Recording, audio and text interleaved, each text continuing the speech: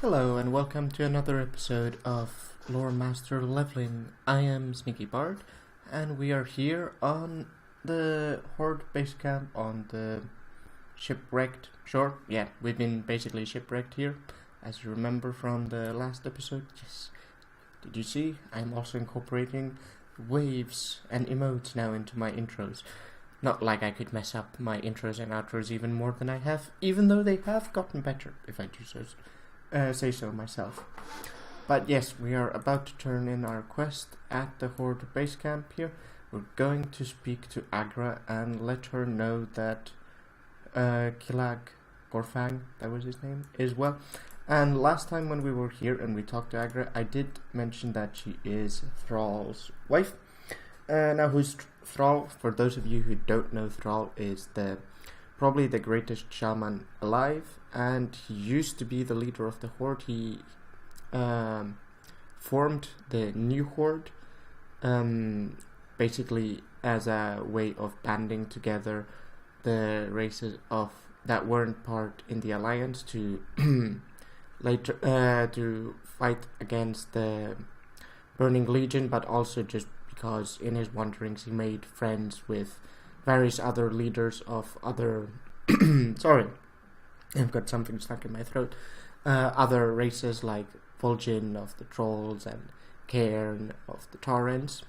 And Aggra is his wife. Now, Thrall is no longer war chief because he decided that this threat that Deathwing is posing is too great, and he, as the shaman, because this is an elemental threat, needs to step down and take care of the bigger picture, which is Deathwing, and he gave the mantle of war chief to Garrosh. Now, you also probably sorry, I'm going to need to get rid of that.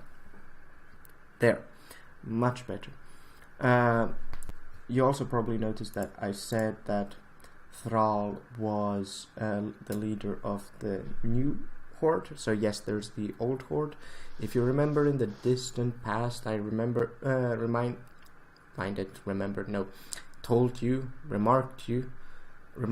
about the first war. So I told you a bit, name dropped, that there was something called the first war. So the first war was when the orcs were first summoned to Azeroth, and that was the first Horde. They were corrupted by Legion blood, and that is by demon blood. And that is why some orcs have this greenish skin, like these guys. They're basically their genes have been corrupted by their parents or grandparents drinking Manorath's demon blood, and that's why they look green. And you have orcs like Aggra who have their natural brown or reddish skin color, whose parents have not, or who themselves have not, drank the demon blood. And when the orcs drank this, they became super fast, super strong, but they also basically lost their mind to this bloodlust that gave them all this strength. And Thrall basically broke them out of it, broke them out of the lethargy that the orcs suffered after having been defeated by the Alliance. It was basically a withdrawal symptom, if you want. And then he led Grommash Hellscream, Garrosh's father, who was the first orc to drink Manorath's demon blood. It was part of the third war, yes, in killing the Manorath in Warzone Gulch, which is an area in Ashenvale, and that freed all the orcs from the curse for good. So Thrall is essentially the reason why the orcs are no longer crazy and driven by bloodlust, even though some humans still think that they probably are, if not driven by bloodlust, then crazy. But enough lore expose, let's turn in this quest. Aggra gives you the eye, as if she doesn't quite believe what you're telling her. Aggra gives you the eye? I'm not sure that is correct English, but English isn't my mother tongue, but I'm pretty good at it. I mean, otherwise I couldn't have been an English teacher, but that just doesn't sound right. I am not easily impressed, but if what you are telling me is true, then I have never before heard of such a thing. You have my thanks, Tafarona. But anyway, if I am somehow out cycling in the woods with this Yes, that is a Finnish expression combined with an English one. So then do tell me if actually giving you the eye, as if you're not believing it, is true. Then do put that into the comments if you know that it's true. Okay, next quest. Forward movement. Killag should be in position by now. It is time for you to move forward to the Wild Overlook. The rest of us will pack up here and move out soon. Just follow the path northwest through the vicious vale. Not so vicious any longer thanks to you, eh? Killag and his scouts will be keeping themselves hidden just off the path, but the SI7 assassins are sure to spot them soon, so hurry. Okay. So yes, we actually did make pacify the veil, so to speak. Pacify the veil. That sounds like something out of Game of Thrones. And apparently we are now suddenly giving off body heat. I think that is so to show us that the SI7 assassins are now able to sense us miles and miles away. Sense us miles and miles away. So let's go into stealth. Not that that will help us if we are giving off all this infrared body heat. But let's go and find Killag. I am still not sure if I'm a fan of the stealth animation, even though it looks so ridiculous. Oh, and that is the matriarch. Wasn't the matriarch on the Wild Overlook? Like the raptor matriarch? Oh, there she is. Oh, yeah, she's definitely not someone we want to encounter too close. Oh, isn't that... No, jungle cat? Didn't Killag have a jungle cat as his pet? He's a hunter, so he should be able to have a pet. He does indeed, but that one's called Bastia? Is that... Come on. Yeah, Bastia. And there we have Killag, and we have an orc scout. So, Thrumka Tafrona, we have a problem. So yeah, Thrumka is orcish, and I don't exactly remember what it means anymore, but we will hear a lot of Thrumka and Lokdarogar and so on and so forth. But let's hear what the problem is. Keep your voice down. So infrared equals infradead. Haha, Blizzard. That is lame, but still funny. Keep your voice down. The glen north and west of here is crawling with Alliance assassins. Unfortunately, we haven't been able to spot them. The cowards. They hide and won't fight face to face. Ah, so they are like me then. Sounds like my kind of people. Maybe we should side with them instead. Not that we have that choice, but yeah. You goblins are known for your wondrous goggles. Surely you have a pair that will allow you to see them. Yeah, it's... Goblins always carry around trinkets that will always, and contraptions that will help them out in any situation. Such a stereotype, Killag. I mean, I am shipwrecked after all. I was a slave. How could I secret away all these things? But apparently I do. So, I need you to team up with one of my scouts and kill any of the SI7 assassins that you spot. Okay, we need to kill 7 of them. If something happens to your scout, return to Killag and see if he has another for your team to team up with. So, we need to protect the scout, apparently. And we need to put our goggles on. Oh, he actually follows us, and we need to go that way. So yeah, the red dots on the minimap are corresponding to the SI7 assassins. And they always come in pairs, apparently. Maybe that's why the game wanted us to have the goggles. And apparently they are 1 level higher than us. So it isn't bad to have the goggles, I assume. Or I guess. There we go. Ooh. I mean, we are an assassination rogue at the moment, and we want to go subtlety, but we don't have anything that requires us to use daggers at the moment. What? Sinister Strike doesn't require daggers. I mean, it shouldn't. If you're combat, it shouldn't require daggers, but apparently we are not allowed to upgrade our damage output. Blizzard. This is the sort of railroading that I do not like in RPG games, where it's kind of like, technically you can use this, but no, now because you're in this spec that we have arbitrarily given to you, you may not use it. It's kind of like, let me use the loot in any way that I want, or if you're going to put restrictions on it, make sure that the restrictions are something that I chose to put there, not something that you gave me from on high. Oh, that matriarch raptor is close by. I mean, we did just see her, but I don't want her to like sneak up on me, because unlike, yay, we dinged. Why did we? Why did that panther jungle cat attack us? But unlike the Fell Reaver in, say, Outlands, which is a similar mob that is skull leveled and patrols around and that has killed noobish me many a time, unfortunately, this raptor doesn't make the ground all wobbly and shaky when it's close to you, so you don't even have anything to go by apart from its screams. But then again, usually, like in these let's plays, obviously I don't, but usually I do play without sound, because I tend to like listen to podcasts or other let's players while I play games, so that wouldn't necessarily help me. And oh, you did like an AoE. I think that's why you attracted the jungle cat's attention. But we are done here now. We've killed the assassins. Not all of them, obviously, as you can see by the dots, but we've killed enough of them. So let's turn in the quest.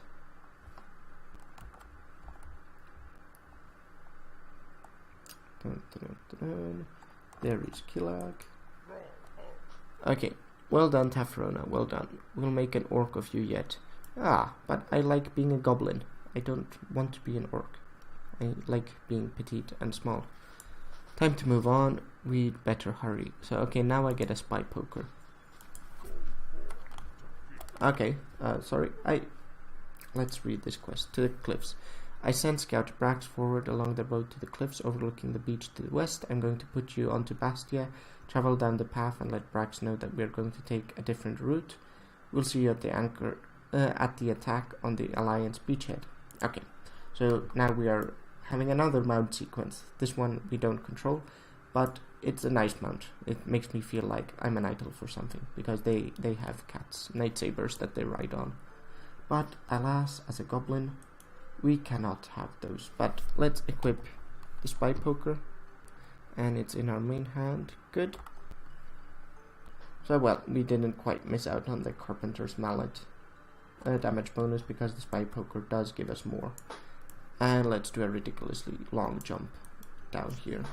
And there's Scout Brax. Hello, little goblin. Bastia is fast now. We have something very important that needs doing. Can you help us? Do I have a choice? The Alliance have stolen something of vital importance to the Horde. It is being held out on their ships. Everyone keeps telling me that there's something of vital importance, and now they want my help finding it, but nobody keeps telling me what it is. Very fishy indeed. At the other end of the beach is a gyro chopper. Our battle spawn will cover your approach. Go retrieve the keys to the flying machine from one of their operatives. Fly out to their ship, the Vengeance Wake, and retrieve our precious cargo. So apparently I'm supposed to do the retrieving, because I'm all small and stealthy and a rogue on top of that, but nobody will tell me exactly what I'm supposed to retrieve. Apparently this precious cargo is so self-explanatory that I will know what it is when I see it. So there we have the battle sworn fighting against the SI7 operatives. So how exactly am I guess I'm supposed to kill these guys. This is where I don't know if you had that at this level in like when I started, but rogues do get an ability called pickpocket, and in the old game it's still the same game, but in the vanilla and TBC version of the game, and probably also Wrath, probably would have told you need to pickpocket these guys in order to get the key. Kind of make you use all these abilities that you have, because they come in useful at other points in the game that are not always there you go, keys apparent. Like pickpocketing would give you reagent that you needed. Oh, like no, we have to kill it. Gnomes are our sworn enemies. Sorry, getting distracted. That you needed to do various things like vanish or poisons, and all these things that needed these abilities that you normally wouldn't use like in a combat capacity, but that were there that added just class fantasy. Ooh, big word for Blizzard in Legion. Not sure if they've quite managed with that, but that added class fantasy, immersion, all those things. But I am diverging, so get to the gyro chopper. Get to the chopper. Looks like overly complicated gnomish engineering with lots of unnecessary instrumentation and safety precautions. Indeed. So let's put in the key. Where the heck is the ignition? It'll be a wonder if it flies without doing something weird, like turning into a chicken or shrinking down to the size of an ant. Hey, look, someone left their loose change in the ashtray. What else is in here? So we're going to get a belt. They said that their precious cargo, whatever that is being held out on the Alliance ship, the Vengeance Wake. These things respawn too quickly. There's only one thing to do. Fly this thing over there and retrieve it. Okay, let's fly it over there. Oh, no, we can't actually control this. I thought it would actually give us a flying mount sequence as well now, but no. It's just giving us a flight path sequence. Not teaching us how to use flight paths, but telling us that there are some things that work like that. Oh, and we crash landed. So I guess we're going to have to swim in order to get out. But this is why... Very stealthy of us. I was going to say this is why we are a rogue. We can stealth and get the cargo without killing anyone, but we at least had to kill this one person. Oh. We have a what? An Alliance wizard? Oh, and it is Thrall. Thrall that we have been talking about. So let's kill the wizard and get Thrall out of there. Indeed. Perhaps I can help you out of the cage. It is not for you. If not for you, I would surely be on my way back to Stormwind to be paraded as a trophy and a slave. The Alliance dogs found me unconscious on the shore and put me in this magical cage. It was keeping me from connecting with the elements. No longer. I never thought that I would be a prisoner of the Alliance again. Yeah, I will tell you the story of that. I cannot begin to express my gratitude to you, Taferona, is it? I will meet you on top and from up top, and from there we will deal with them. So Thrall actually didn't grow up with orcs per se. He was the son, or is the son of Durotan and Draka. Draka's fury is named after him, after her, or his mother. And they were going against the then war chief Gul'dan. Well, Gul'dan wasn't the war chief, but Blackhand was leader of the Blackrock clan, and they were being assassinated, or they knew they were going to be assassinated for it. So they sent Thrall out on a like reed boat a la Moses and everything, and he was found by Human, the Blackmoor, that's his name, who was fascinated by the fact that Thrall had blue eyes and kept him like as a pet, as a gladiator fighter. So Thrall learned fighting from him, and he also had a relationship with Tabitha, a servant at the Blackmoor's castle. Blackmoor's castle ran in one of those internment camps where the orcs were put after their defeat in the Second War, and Tabitha taught him to read and showed him, or they discovered, I guess, together in that sense, that orcs aren't all savage and humans aren't all bad. So that's how Thrall was a prisoner of the humans, and later he escaped to find his own kind and learn how to be the badass shaman that he is here now, and then to find the found the Horde that we are going to join now.